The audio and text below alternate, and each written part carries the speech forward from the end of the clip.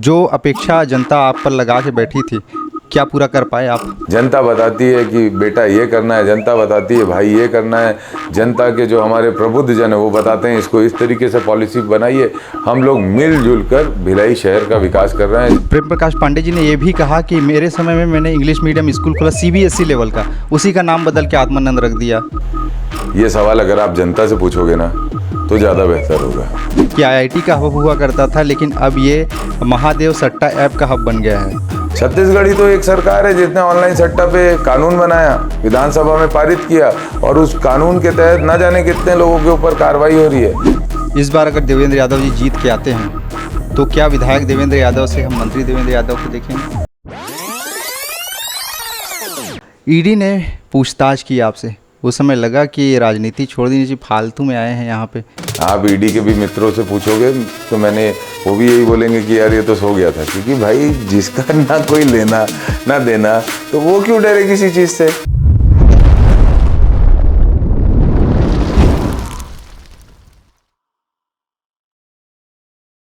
नमस्कार, आप देख रहे हैं TNR न्यूज़ का खास कार्यक्रम सवाल जो आपका है, और मैं हूं आपके साथ में राकेश निर्मलकर।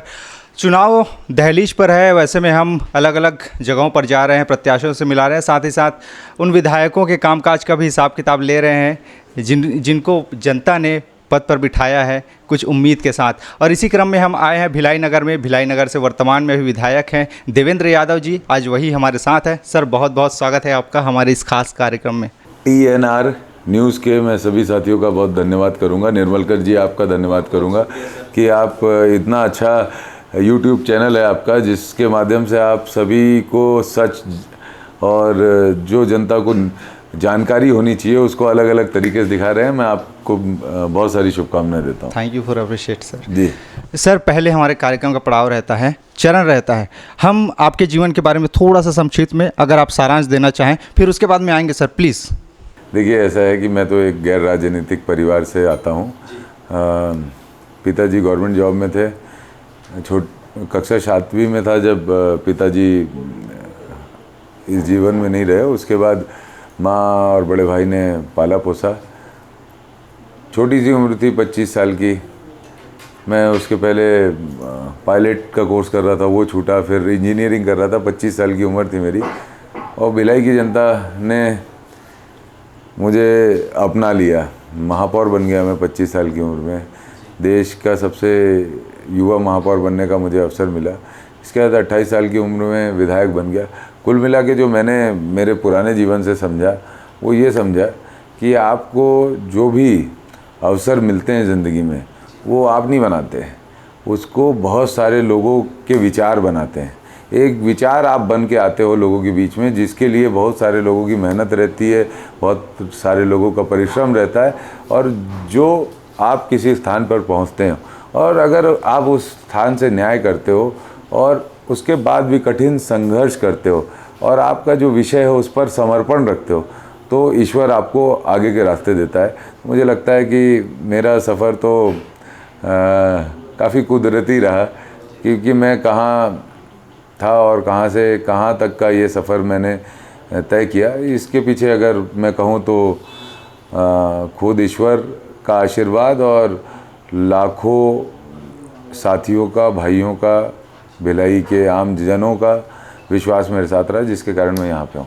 जी, लेकिन आप जो कह रहे हैं कि आपने एक इंजीनियरिंग के भी कोर्स किया है सर, लेकिन आपकी कद काठी, आपके डोले शोले देखकर मुझे ऐसा लगता है कि आप राजनीति से हटकर कुछ अलग करना चाह रहे होंगे।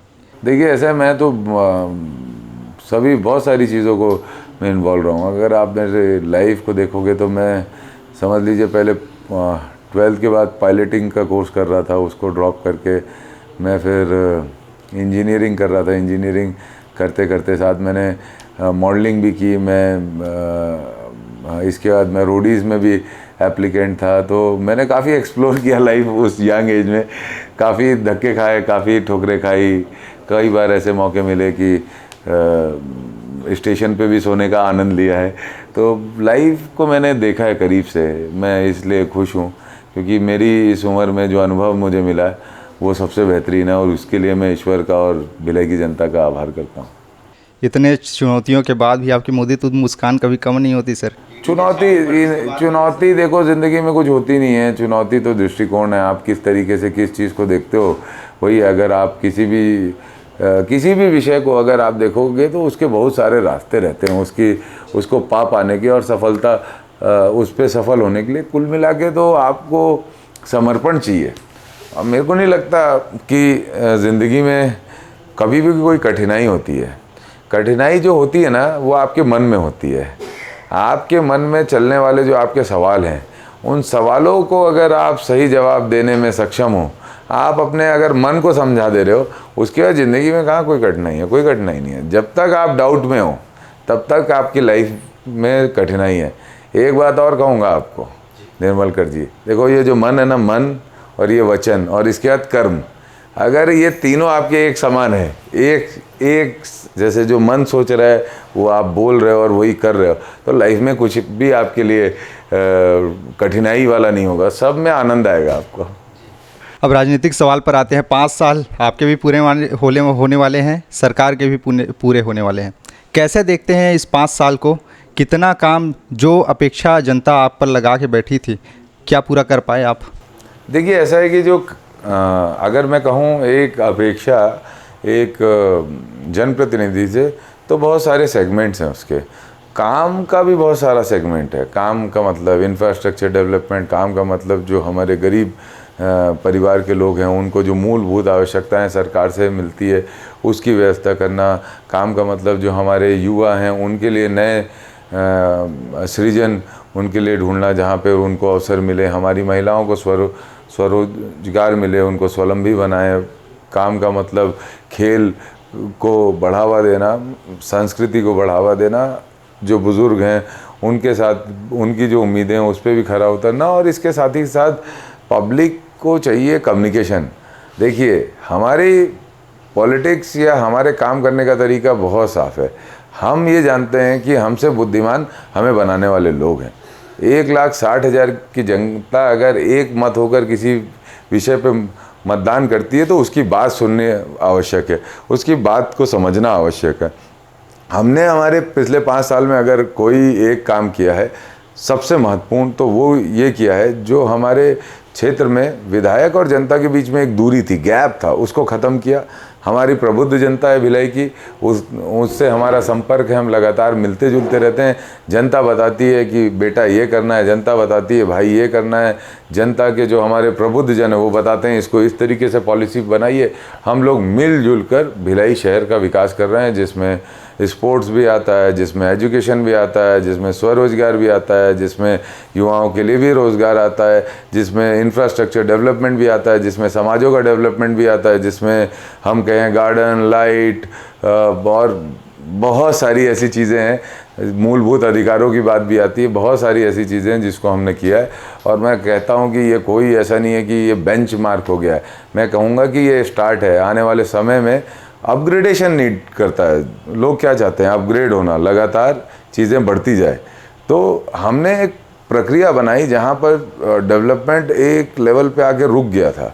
हमने कम्युनिकेशन बना के उसको अपडेट किया, अपग्रेड किया। अब लगातार ये चलता रहेगा। जी, आपने गार्डन की बात की, केनार रोड गार्डन, ये सब अभी जो हम इंटरव्यू लेके आ रहे हैं, प्रेम प्रकाश पांडे जी आपके प्रतिद्वंदी हैं, उन्होंने कहा कि केनार रोड गार्डन हमने बनाया, आपने सिर्फ फीता काटने का काम किया। देखो, शायद वो सही कह रहे होंगे, लेकिन मुझे लगता है जो मेरा विचार है, मेरा विचार तो ये है कि ना वो बनाए ना मैं बनाया।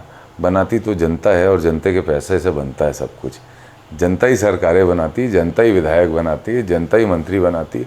अब कोई फिर स्वयंभू अपने ऊपर पीठ थपथपा ले तो बात अलग है। मुझे लगता है कि पिछले समय में भी भिलाई में जितने काम हुए वो जनता के चुनाव के कारण हुए। जनता ने चुना एक व्यक्ति को और उसको मार्गदर्शन दिया, उसके कारण हुए। और पिछले समय में भी जनता के ही पैसे से काम हुए हैं। शिक्षा के क्षेत्र में अगर देखा जाए, आईआईटी, यहाँ शिक्षा का बहुत संभावना है सर, और ये बहुत बड़ा केंद्र भी बन सकता है। तो इसके दिशा में आपने क्या कुछ किया है? देखिए, ऐसा है, भिलाई शिक्षा धानी है, भिलाई खेल धानी है। भिलाई में महिलाएं जो हैं वो काम करना चाहती हैं। भिलाई में युवा आईटी सेक्टर में जुड़ना चाहते हैं। पिछले समय में हमने हर एक पॉइंट पे वर्कआउट किया है। आप देखेंगे भिलाई में पहला अगर बीपीओ, छत्तीसगढ़ में पहला कहीं बीपीओ खुला तो भिलाई में खुला और 500 से अधिक बच्चे वहाँ पे रोज़गार कर रहे हैं। आप देखेंगे भिलाई में महिलाओं के लिए गारमेंट फैक्ट्री कांग्रेस पार्टी की सरकार में खोली जा रही है। इस तरीके से जो रोज़गार के नए आयाम है उसको भी देखा जा रहा है। और साथ ही साथ जो हमारी कोचिंग्स थी जिसके लिए बड़ा पॉपुलर था भिलाई, पिछले समय में उस पर बहुत फोकस नहीं किया गया। हमने उसके लिए भी पॉलिसीज़ बनाई, उसके लिए भी प्लान्स बनाए और हम लोगों ने जो हमारे एजुकेशन सिस्टम है उस सिस्टम में हमने हर एक एंगल को देखा। एजुकेशन सिस्टम का मतलब ये नहीं है कि हम केवल जो हमारे 12th के बाद के होने वाले ग्रेजुएशन के कोर्सेस हैं उस पर ही फोकस करें। एजुकेशन, गुड एजुकेशन सिस्टम के लिए बेस अच्छा होना चाहिए और बेस के लिए जो पिछले समय में हुआ, बीएसपी के इतने सारे इंग्लिश मीडियम स्कूल थे, सब पिछले 20 सालों में धीरे धीरे करके बंद हो गए। हमने पिछले 5 सालों में कांग्रेस पार्टी की सरकार ने जनता के आशीर्वाद से 4 इंग्लिश मीडियम स्कूल खोले जिसमें से बच्चे स्टेट लेवल पे, नेशनल लेवल पे मेडल्स ला रहे हैं, टॉप कर रहे हैं। तो ये हमारे एजुकेशन मॉडल है जहां हम बेस को भी नहीं छोड़ते और आगे की भी चीज़ों को संभालते हैं। उसी को लेकर आप जो शिक्षा की बात कर रहे हैं सर, प्रेम प्रकाश पांडे जी ने ये भी कहा कि मेरे समय में मैंने इंग्लिश मीडियम स्कूल खोला सीबीएसई लेवल का, उसी का नाम बदल के आत्मानंद रख दिया। सवाल अगर आप जनता से पूछोगे ना तो ज़्यादा बेहतर होगा, जनता आपको बेहतर जवाब देगी। मैं तो ऐसा है कि मैं किसी की बुराई में जाता नहीं, ठीक है। अगर मैं आपसे सवाल कहूँ तो मैं ये कहूँगा कि इंग्लिश मीडियम स्कूल का जो कॉन्सेप्ट था वो नगर निगम भिलाई से शुरू हुआ। नगर निगम भिलाई पहला क्षेत्र था जहाँ पे मैं उस समय महापौर के रूप में काम कर रहा था। 17 इंग्लिश मीडियम स्कूल खोलने के लिए हमने एमओयू किए, जिसमें से 2 इंग्लिश मीडियम को केवल प्राइमरी लेवल पे खोला गया और इसके बाद हमारी सरकार आई तो हमारी सरकार ने आत्मानंद इंग्लिश मीडियम स्कूल खोले और जिसको 12 तक लिया गया और जिसमें पिछले 5 सालों में लगभग 3.5 करोड़ रुपए एक स्कूल में इंफ्रास्ट्रक्चर के लिए खर्च किया गया। तो देखो ऐसा है कि खुद की पीठ थपथपाने से तो कुछ होता नहीं है, पीठ थपथपाती है तो जनता थपथपाती है। तो अब मैं नहीं कहूँगा, वरिष्ठ लोग हैं, हमारे सीनियर नेता, जाने दीजिए। आईआईटी का हब इसे कहा जाता था। हम अभी जो बात करके आए उनके शब्द हैं कि आईआईटी का हब हुआ करता था लेकिन अब ये महादेव सट्टा ऐप का हब बन गया है। निश्चित रूप से मैं ये चाहता हूँ, आपके माध्यम से बोलना भी चाहता हूँ कि ये जो ऑनलाइन सट्टा है इस पे अगर किसी सरकार ने काम किया है और कार्रवाई की है तो कांग्रेस पार्टी की सरकार ने की है, छत्तीसगढ़ में की है। आप देखेंगे ऑनलाइन सट्टा जो है ये ऐसा नहीं है कि एक जगह से होता है, ये बहुत सारी जगह से इस पे अटैक होते हैं और लोगों को नुकसान होता है और लोगों को गुमराह किया जाता है। लेकिन मैं आदरणीय भारतीय जनता पार्टी के प्रत्याशी और सभी लोगों से इस विषय पे पूछना चाहता हूँ, छत्तीसगढ़ ही तो एक सरकार है जिसने ऑनलाइन सट्टा पे कानून बनाया, विधानसभा में पारित किया और उस कानून के तहत न जाने कितने लोगों के ऊपर कार्रवाई हो रही है। भारतीय जनता पार्टी की सरकारें क्या कर रही है? भारतीय जनता पार्टी की सरकारों में क्या हो रहा है? भारतीय जनता पार्टी की सरकार महाराष्ट्र में, सबसे बड़ा अड्डा महाराष्ट्र है सब चीज़ों का। भारतीय जनता पार्टी की सरकार केंद्र में है, यहाँ से तो हम लोगों में लुक आउट नोटिस हमारी सरकार ने जारी किया है। क्यों भारतीय जनता पार्टी की केंद्र में सरकार है और उसके बाद भी उन लोगों को गिरफ्तार करके यहाँ तक नहीं लेके आ पा रही है भारतीय जनता पार्टी? ये मेरा सवाल है। हथखोज की उन्होंने एक चर्चा की सर, वहाँ पर उन्होंने कहा हम रोज़गार की संभावनाओं के लिए इंडस्ट्री खोलने वाले थे लेकिन आप लोगों ने उनको रोहिंग्या मुसलमानों को दे दिया वहाँ। देखो ये तो बड़ी इमेच्योर बात है। ऐसे कोई भी आरोप प्रत्यारोप इस तरीके के नहीं लगाने चाहिए। इन आरोपों से यही समझ में आता है कि वो किस स्तर पर चले गए। देखिए ऐसा है कि आपको चुनाव लड़ना है तो आप चुनाव लड़िए, शहर का माहौल मत ख़राब कीजिए, ठीक है। और ये इस तरीके के बेबुनियाद आरोप बिना तथ्यों के लगाना उचित नहीं है। अगर तथ्य हैं तो सामने रखें। जी, आपके नज़र में कैसा भिलाई आप देखते हैं? अगर इस बार और जीत कर आते हैं तो कितना बेहतर भिलाई भारत का भविष्य है। जी, भिलाई में वो सब कुछ था, भिलाई के अंदर वो सब कुछ है जो, अगर मैं कहूँ आज से 50 साल पहले सबसे डेवलप्ड शहरों में पूरे देश के अंदर कोई शहर था तो भिलाई था। पिछले समय में भिलाई को छोड़ दिया, उसको दिन ब दिन उसको कमज़ोर होता गया भिलाई, उसका इंफ्रास्ट्रक्चर कमज़ोर होता गया। लेकिन भिलाई में बहुत संभावना है।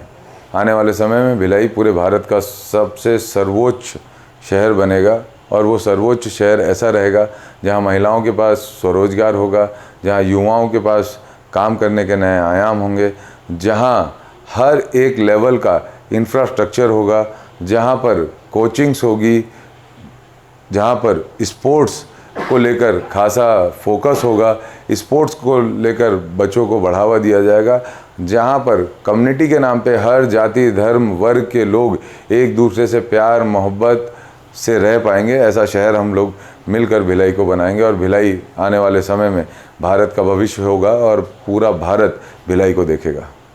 पूरा भारत भिलाई को देखेगा, लेकिन भिलाई को देखने के लिए पक्का मकान भी होना ज़रूरी है। आरोप उनका ये है कि आपके शासनकाल में एक भी पक्का मकान नहीं बना। पूछने के लिए बोला था, इसीलिए मैं पूछ रहा हूँ आपसे। देखिए ऐसा है, मैं भी जानना चाहता हूँ। 15 साल उनकी सरकार थी और मुझे लगता है कि पिछले 34 वर्षों से भिलाई की लीडरशिप वो कर रहे हैं, तो इतने सालों में अगर लोगों के पास पक्का मकान भी नहीं आया तो वो क्या कर रहे थे। और जहाँ तक हमारी पार्टी की बात है, मोर ज़मीन मोर मकान योजना में सैकड़ों लोगों को जिन्होंने आवेदन किया उनको सरकार ने मदद की। और शायद दिक्कत मुख्यतः ये है कि मैं थोड़ा उनका लोगों से मिलना जुलना काम है, थोड़ा मिले जुलेंगे तो समझ में आएगी चीज़ें। जी, इस बार अगर देवेंद्र यादव जी जीत के आते हैं तो क्या विधायक देवेंद्र यादव से हम मंत्री देवेंद्र यादव को देखेंगे? मेरा काम ही नहीं है ये। क्यों काम नहीं है? मंत्री बनना बनाना मेरा काम ही नहीं है। मेरा तो काम जनता के लिए काम करना है। मैं जनता का काम करता हूँ, मैं जनता के बीच में जीता हूँ, समर्पण से जीता हूँ। और पार्टी टिकट देती है, हम चुनाव लड़ते हैं, जनता हमको जिताती है और इसके बाद का जो भी निर्णय है वो पार्टी का है। हमारा उससे कोई उस पर ना ऐसा है कि हम उसके लिए भाग रहे हैं, भाग के उसको लेना चाहते हैं, ना ऐसा है कि हम मना कर रहे हैं। वो तो सबसे पहले इम्पोर्टेंट ये है कि हम जनता हमारा चुनाव लड़े और जनता हमें आशीर्वाद दे कि हम उसके लिए काम करें। और मुझे नहीं लगता कि पदों से बहुत ज़्यादा फ़र्क पड़ता है। इम्पोर्टेंट तो है आपकी मानसिकता। आपकी मानसिकता कुछ कर दिखाने की है तो आप पदों की बंधन में नहीं बंधे रहोगे, आप आगे बढ़ते रहोगे। आपकी बार 75 पार का नारा दे रहे हैं, क्या सच में होगा? कांग्रेस पार्टी आप देख लीजिए, भारतीय जनता पार्टी के लोग भी बोल रहे हैं कि कांग्रेस की सरकार आ रही है। देखो बस ये थोड़ा बहुत उछल कूद मचा के पिछले 6-8 महीनों में ये जनता का दिल नहीं जीत सकते। जनता जानती है भूपेश बघेल जी की सरकार ने, कांग्रेस की सरकार ने क्या छत्तीसगढ़ के लिए किया है, क्या ब्रांड इमेज छत्तीसगढ़ की बनाई है। तो कुछ होता नहीं है इससे। अब आखिरी समय में आ गए, पिछले 2-4 महीनों में चुनाव के लिए काम कर रहे हैं और लोगों को मोटिवेट कर रहे हैं या भड़का रहे हैं, झूठी बातें बोल रहे हैं, रोहिंग्या हिंदू मुस्लिम इस तरह की बातें कर रहे हैं, इजराइल चाइना पाकिस्तान की बातें कर रहे हैं। जनता जानती है भाई ये मतदान होगा, उससे केवल और केवल विधायक चुना जाएगा और सरकार स्टेट की सरकार चुनी जाएगी। तो ये तो इंटरनेशनल लेवल पे बातें करके लोगों को गुमराह करने की कोशिश करते हैं। लेकिन भिलाई प्रबुद्ध लोगों का शहर है, बहुत इंटेलेक्चुअल शहर है। हर माताएं बहनें पढ़ी लिखी हैं, समझती हैं और चीज़ों को जानती समझती हैं। जागरूक शहर है। देखेंगे तो सोशल मीडिया में सबसे ज़्यादा एक्टिव कोई शहर है तो भिलाई का शहर है। तो भिलाई के शहर को आप गुमराह नहीं कर सकते और कहीं चलेगी। अब जी, एक आखिरी सवाल मेरा सर, उसके बाद में फिर एंड करते हैं इसको। ईडी ने पूछताछ की आपसे, उस समय लगा कि राजनीति छोड़ दीजिए जी, फालतू में आए हैं यहाँ पे? नहीं, मेरे को कोई दिक्कत नहीं है। देखो मैं आपको सीरियसली बता रहा हूँ, आप मेरी बात को इसको स्वीकार करोगे नहीं करोगे, लेकिन मैं आपको बताता हूँ। जिस दिन ईडी आई थी मेरे घर, मैं तो एक दिन पहले बर्थडे था, रात में 3 बजे 2:30-3 बजे सोया था बर्थडे का पूरा, क्योंकि प्रोग्राम था, फिर घर आए लेट हो गया था। सुबह 7 बजे ईडी आ गई। उन्होंने 1-2-3 घंटे तलाशी की, इसके बाद समझ में आया कुछ नहीं था। तो इसके बाद उन्होंने बोला कि हम 1-1.5 घंटे में निकल जाएंगे। तो बोला ठीक है। फिर देखते देखते 1 बज गया, 2 बज गया, 2:30 बज गया। तो मेरे को लगा ये तो जा नहीं रहे, तो मेरे को नींद आ रही थी, मैं तो सो गया था। इसके बाद शाम के 6 बजे उठा, आराम से 2-3 घंटे सोने के बाद। तो मुझे कोई चीज़ की तकलीफ़ परवाह या दिक्कत नहीं हुई। आप ईडी के भी मित्रों से पूछोगे तो मैंने वो भी यही बोलेंगे कि यार ये तो सो गया था। क्योंकि भाई जिसका ना कोई लेना ना देना, तो वो क्यों डरे किसी चीज़ से। ठीक है, जिसको लेना हो, जिसको देना हो, जिसको किसी तरह के उल्टे सीधे काम में रहना हो, वो परेशान हो। हम लोग तो वैसे भी समझो बस जी रहे हैं। हम लोगों को तो आनंद आ रहा है काम करने में, जनता का, हम तो उसी काम को कर रहे हैं, बाकी चीज़ों से मतलब नहीं भैया। पिछले बार जीत का अंतर थोड़ा सा कम था सर, इस बार जीत के अंतर में कितना बड़ा परिवर्तन होगा, क्या लगता है लोग? देखो ऐसा है, भारतीय जनता पार्टी का चुनाव लड़ रही है भिलाई की जनता से। भिलाई की जनता चुनाव लड़ेगी, भिलाई की माताएं बहनें, मेरी बहुत सारी बहनें हैं, ठीक है, वरिष्ठ जन, हमारे जो भिलाई के प्रबुद्ध जन हैं, सब लोग इस चुनाव को देख रहे हैं, लड़ रहे हैं, और भिलाई की जनता को बीजेपी के लोग टक्कर नहीं दे पाएंगे। जी, जाते जाते आपके क्षेत्र की जनता को कुछ संदेश देना चाहेंगे? आप सबसे बहुत प्रेम है, बहुत लगाव है, भिलाई से मैं बहुत प्यार करता हूँ, और एक भिलाइयन की जो फीलिंग है आपके अंदर भी है, मेरे अंदर भी है, हम सब मिलके भिलाई को बहुत आगे बढ़ाएंगे। जी धन्यवाद। तो ये थे देवेंद्र यादव जी, जिनका कहना है कि इस बार भी उनकी जीत होगी और भिलाई को आगे बढ़ाने के लिए वो पूरा प्रयास करेंगे। देखना दिलचस्प होगा कि आखिरकार चुनाव के नतीजों में क्या कुछ आता है। बहरहाल इस खास कार्यक्रम में इतना ही, अगली बार होगी आप सबसे फिर मुलाकात, तब तक के लिए अनुमति दीजिए, नमस्कार।